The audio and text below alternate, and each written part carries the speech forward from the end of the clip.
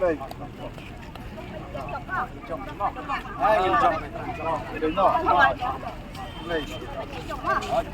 Đây.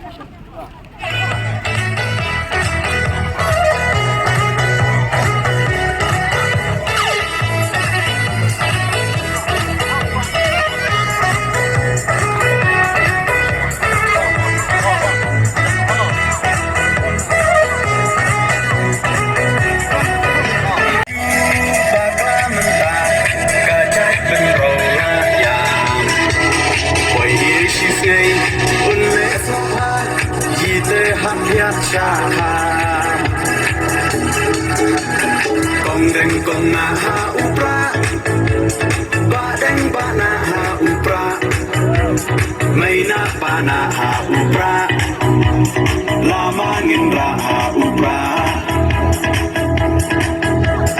may siya nay ha upra, rok na rok ay ha upra, nginsang may ha upra.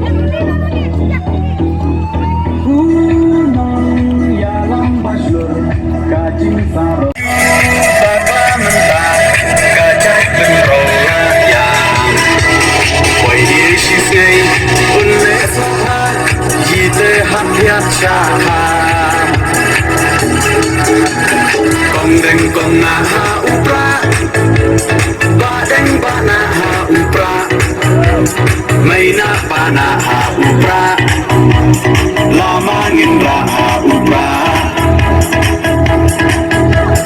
may siya nay ha upra, rok na rok ay ha upra, nginsa